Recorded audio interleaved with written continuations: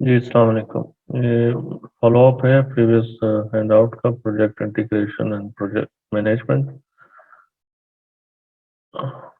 इसका रिकैप है, few of the things we have already discussed last week, और कुछ चीज़ें हैं जो हम इस टॉपिक में स्लाइड में डिस्कस करेंगे। For example, all changes should be guided by the processors, एक ये पॉइंट है। और authority and limits of authority of the project manager, ये दो चीज़ें हैं जो हम इस पर्टिकुलर हैंडआउट में डिस्कस करेंगे। इसमें ये केस स्टडी है, ये आप लोगों के पढ़ने के लिए है। जैसे मैं आपको बताता रहता हूँ कि what went wrong, what went right. ये प्रोजेक्ट की एक स्टोरी है कि उसमें क्या, किस तरह उन लोगों ने प्लान किया है और क्या अच्छी चीज़ हुई है और क्या जो है ना उसमें मुझे गलतियाँ हुई हैं। So what is project scope management? First of all, we should know what is scope. Scope ये होता है कि किसी भी प्रोजेक्ट में आप वो प्रोजेक्ट कर क्या सकता है, क्या उसकी फंक्शनैलिटीज हैं, तो ये स्कोप होता है किसी भी प्रोजेक्ट का। So refers to all the work involved in creating the product of the project and the processes. Processes इसमें क्या है कि उसके जो डिफरेंट फंक्शनैलिटीज हैं वो क्या है, यूज टू क्रिएट देम, किस तरह आपने उसको वर्किंग प्रोटोटाइप में लाना है। इट डिफाइंस व्हाट इज और is not to be done. Scope से पता चलता है कि उसमें क्या चीज़ें आपने इंक्लूड की हैं और क्या चीज़ें उसमें इंक्लूड करने की नहीं है। ठीक है, डिलीवरेबल किस तरह पता चलेगा जी, ये स्कोप जो है वो कंप्लीट हो चुका है। और products produced as part of a project such as hardware, software, planning, documents और मीटिंग मिनट्स। कि हमें उस स्कोप से पता चलता है कि हार्डवेयर सॉफ्टवेयर रिक्वायरमेंट क्या है, उसके प्लानिंग डॉक्यूमेंट के पे कितना एक्सपेंडिचर्स जो है उसका खर्चा आना है, और जो मीटिंग्स हुई हैं स्टेक होल्डर्स के साथ उनके मिनट्स रिकॉर्ड, जैसे हम लास्ट स्लाइड में डिस्कस कर चुके हैं। जैसे चार्टर है, प्रोजेक्ट चार्टर है, जैसे project team and stakeholder must have the same understanding. जो टीम है और स्टेक होल्डर जो इन्वेस्ट कर रहे हैं या किसी न किसी तरीके से उस प्रोजेक्ट में पार्टिसिपेट कर रहे हैं, must have the same understanding, उनको समझ बूझ होनी चाहिए और what product will be produce. ये कैसे होता है, ये चार्टर जो हम डिस्कस कर चुके हैं लास्ट क्लास में या लास्ट वीक, जो कि बताता है प्रोजेक्ट की टोटल डिटेल, जिसे हम प्रपोजल कहते हैं। ठीक है ना, तो वो सर्कुलेट होता है सब टीम मेंबर्स के पास। सबको पता होता है कि उसका मकसद ही है सर्कुलेट करने का, कि सबको पता हो कि किस तरह की प्रोडक्ट जो है वो उस पर काम हो रहा है, और कितना उस पर एफर्ट्स लगनी है, who will be involve in which phase, और उसका जो एंड रिजल्ट है वो कब होगा और क्या होगा। नेक्स्ट स्लाइड है initiation. we need to start first project scope, project continuing to the next phase. Initiation and scope planning है, developing documents। ठीक है जी, to provide the basis for future project decision। आप return on investment है, ठीक है ना जी, break even analysis है कि इस प्रोजेक्ट से कितने आपको फायदा होगा और वो क्या होगा। Scope definition, subdividing the major product deliverables into smaller, कि उसके आप फंक्शंस फंक्शनैलिटीज बताएंगे कि ये फंक्शंस ये प्रोजेक्ट का प्रोडक्ट परफॉर्म कर सकता है, उससे ये फायदा होगा। Scope verification, formalising acceptance of the project scope, जो एक प्रपोजल जो आप प्रेजेंट करते हैं तो उसके बाद उसको अप्रूवल लिया जाता है based on the feedback you receive, और उसमें एडिशन सब्ट्रैक्शन कुछ किया जाता है, चेंजेस की जाती हैं, और उसको एक्सेप्टेंस के बाद वो आप आगे प्रोजेक्ट को लेकर चलते हैं। स्कोप चेंज जो है, controlling changes to project scope. इससे मुराद ये है कि जब आप प्रेजेंट करते हैं तो डिफरेंट कमेंट्स या व्यू पॉइंट्स जो हैं लोग अपने देते हैं आपके प्रोजेक्ट के बारे में, तो उसमें जो भी है उसका जस्टिफिकेशन से आपने चेंज को लाना होता है। अगर कोई चेंज उसमें आ रहा है, अलग से लोग उस पर काम कर रहे हैं या टाइम है या बजट है, तो इन चीज़ों को चेंज करने के लिए you need to take a formal approval और उसको justify with the help of justification. Project plan management ये है कि process of creating a scope management plan that document how the project scope will be defined, कि उसका scope किस तरह define होगा, validated किस तरह check होगा और controlled होगा. ये project management है, scope management. स्कोप ये है कि प्रोजेक्ट है क्या, अब क्या कर सकते हैं. मैनेजमेंट यही हुआ, managing a project scope by limited the time, limiting the time, limiting the budget, and controlling the people working on that particular project. जब स्कोप मैनेजमेंट का प्रोसेस कंप्लीट हो जाता है, then you move toward the collect requirement, the process of determine documenting and managing stakeholder needs, उनकी जरूरत क्या है और उनको किस तरह प्रोजेक्ट ऑब्जेक्टिव्स जो है वो अचीव कर सकते हैं. This one only can be done by creating a WBS, work breakdown structure. जिससे ये हेल्प मिलती है कि कौन किस टास्क पे काम कर रहा है और वो कब कंप्लीट होनी है. Process of subdividing project deliverables and project work into smaller, more manageable components. कि आप एक टास्क को स्प्लिट करते हैं डिफरेंट टास्क में और each task is assigned with the time and duration and the person responsible for that particular task.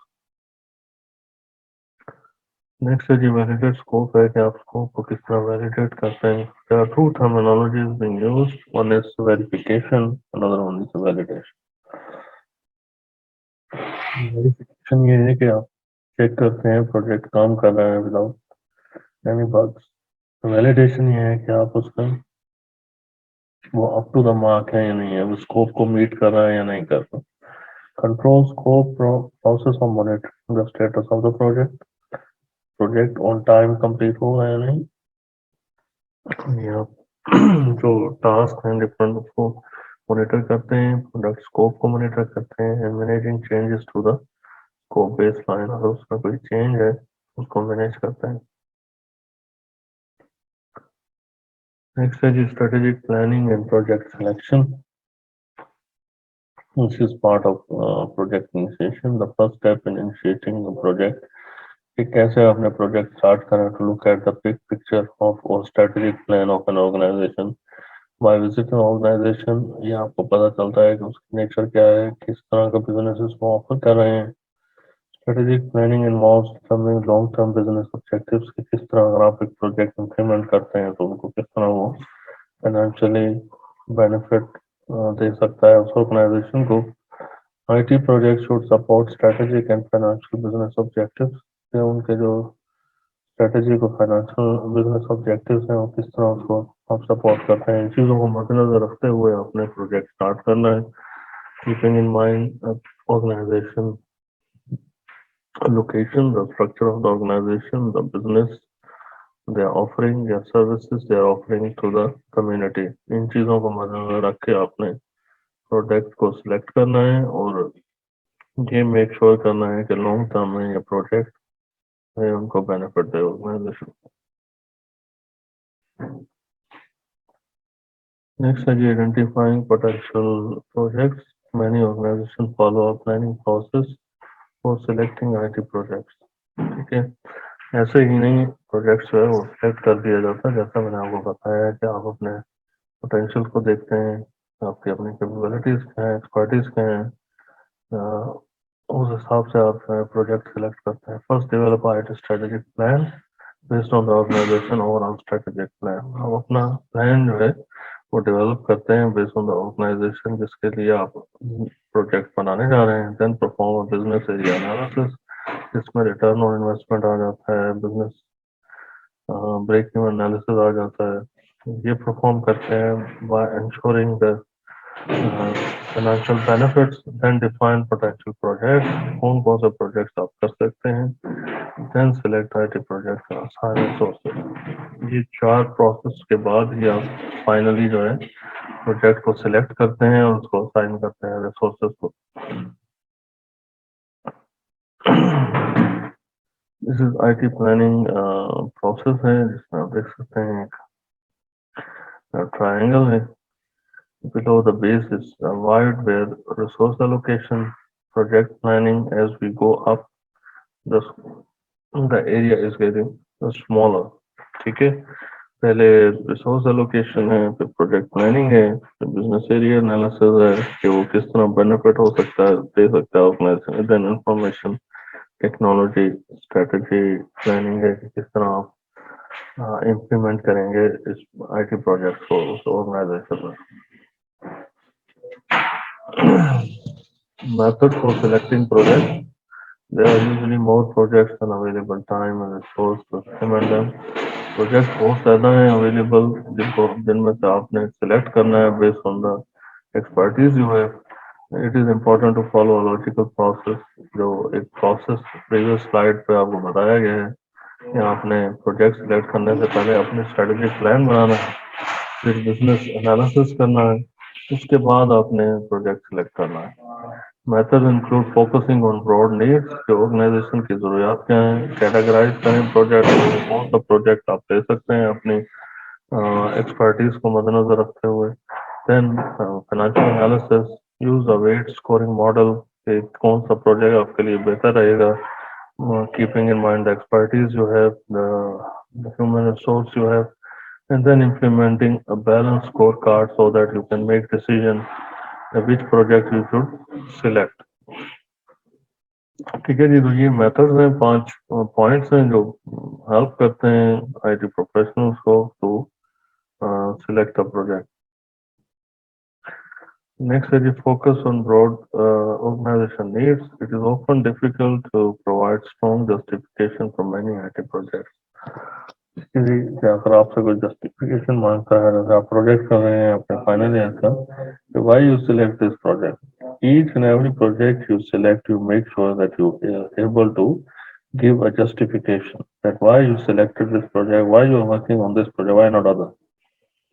तो आपने बताना होता है, जस्टिफाई करना होता है कि आप इस प्रोजेक्ट पे काम क्यों कर रहे हैं। ठीक है जी, but everyone agrees they have a high value. It is better to measure gold roughly than to count pennies precisely।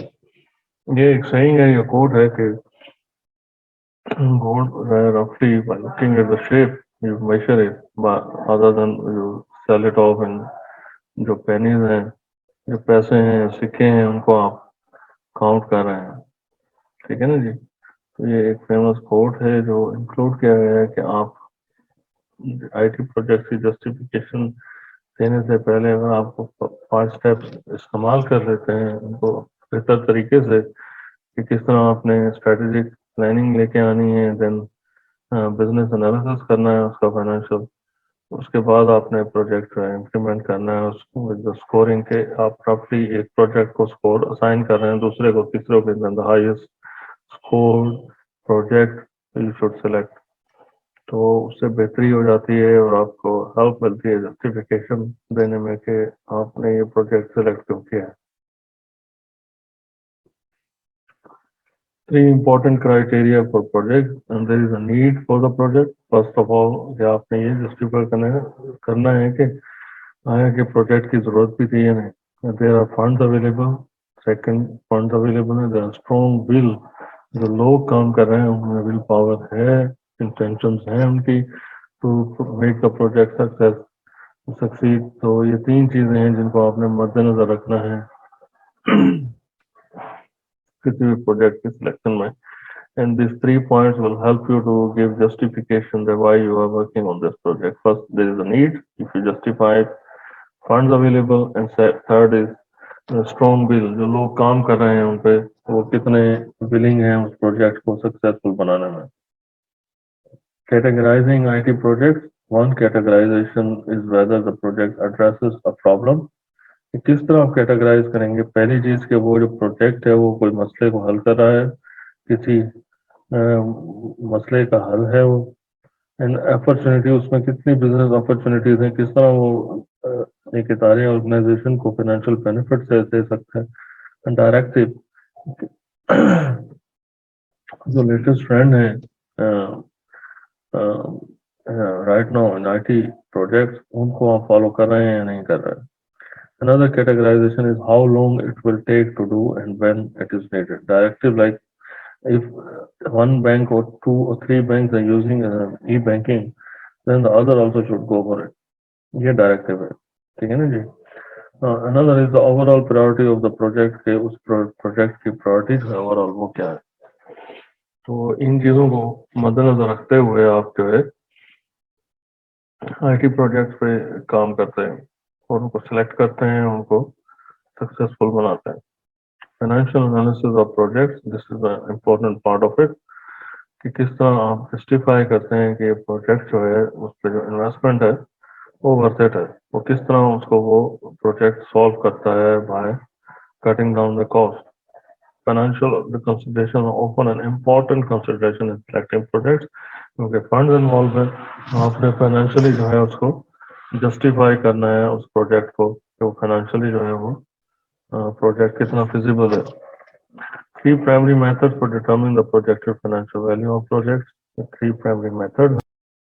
ये तीन मेथड जो हैं जो हमने डिस्कस करने हैं, नेट प्रेजेंट वैल्यू एनालिसिस है कि उसके जो प्रेजेंट वैल्यू है उसका एनालिसिस किया जाए, ये financial analysis and this three points जो रेड फॉन्ट में अपेयर हो रहे हैं। Second is return on investment है कि क्या रिटर्न होगा उसमें जितने इस पे प्रोजेक्ट पे इन्वेस्टमेंट की जाएगी, एंड पे बैक एनालिसिस की वो किस तरह और कब जो है आपको पे बैक करना शुरू कर देगा प्रोजेक्ट।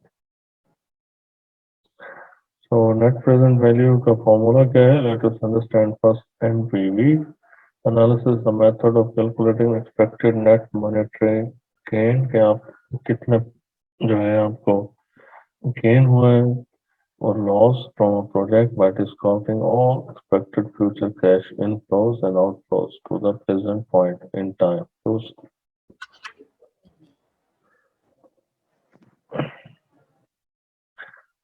उस मुद्दत तक जो है आप लोगों को जो रिटर्न ऑन इन्वेस्टमेंट है, sorry, the present value analysis है is a method of calculating कि उस particular time तक आपने जो monetary gain किया है या loss किया है, providing the project is counting all expected future cash inflows कि क्या आ रहे हैं and outflows to the present point in time. Project with a positive NPV should be considered if financial value is the key criteria.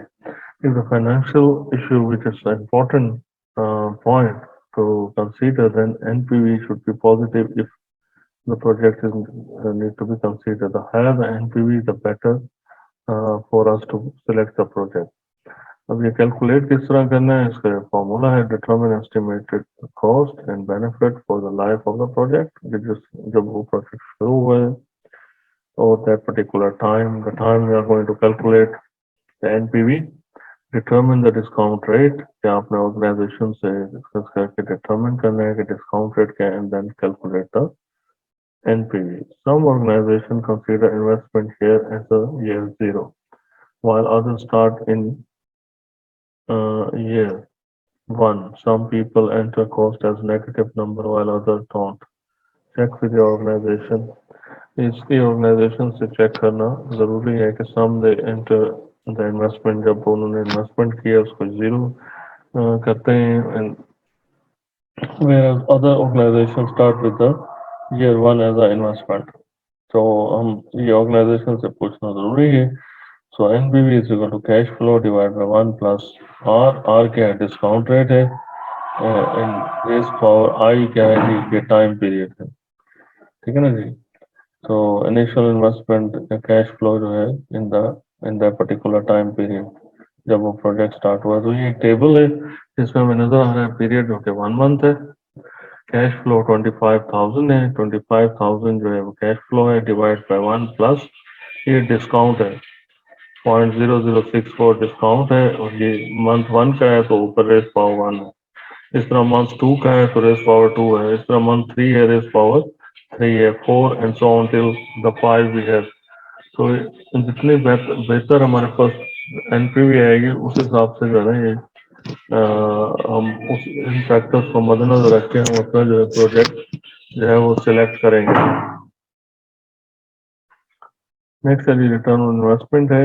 ये एक another point है कि total discount benefit minus total discount cost divide by discounted cost, के जो फायदे हैं उससे total discount benefit minus discount cost जो पैसे लगाए हैं and divide by discount cost. The higher the return on investment, the better or convenient for us to select that particular project.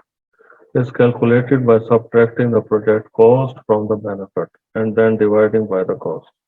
या अपने प्रोजेक्ट की जो कॉस्ट है उसको सिलेक्ट कर लेना है, माइनस करना है बेनिफिट से and divide by the cost. जो चीज उससे जो जवाब आएगा वो उसमें रिटर्न इन्वेस्टमेंट होगी, या डायरेक्ट आप फायदा कह सकते हैं किसी भी ऑर्गेनाइजेशन का। ये वो कन्विंसिंग फैक्टर है जिससे आप प्रेजेंट करके स्टेक होल्डर को कन्विंस कर सकते हैं कि this project is feasible or beneficial, financially beneficial for us to continue with this project. Payback analysis, another important financial consideration is the payback analysis. Payback period is the amount of time it will take to recover. कि वो recover करने में कितना time उस project को दरकार है in the form of net cash inflows and the net dollars invested in the project. So inflows day to day services में पैसे दरकार हैं and invested in a project in net dollars. Payback occurs when the cumulative discount benefits and cost are greater than zero. जो benefits है और जो cost है वो से greater than altogether greater than zero हो तब payback occurs होता है, ठीक है ना जी। Many organizations want IT projects to have a fairly short payback period के जितना जल्दी हो सके वो प्रोजेक्ट जो है हमें पे बैक करना शुरू करे, लेकिन the shorter the period for payback is, the higher the chances for someone to select that project. ये convincing factors and financial consideration है कि कितना प्रोजेक्ट जो है आपको बेनिफिट देगा। ये कि पेबैक का एक चार्ट है, charting the payback period. You can see the horizontal line 0 है, 1, 2 and 3 ये years हैं। इसी तरह payback जो है you can see the cutoff point, the dotted line somewhere is 100,050, ठीक है जी। ये फिगर दे रहा है, cumulative cost है जो black dot है in the legend and the rectangle जो बना हुआ है black में ये cumulative benefits है। I think we stop here for this particular point. ठीक है जी, बाकी नेक्स्ट क्लास में हम डिस्कस करेंगे जो बाकी टॉपिक हैं। तो आजकल के लिए इतना ही काफ़ी है। शुक्रिया, खुदा हाफिज़।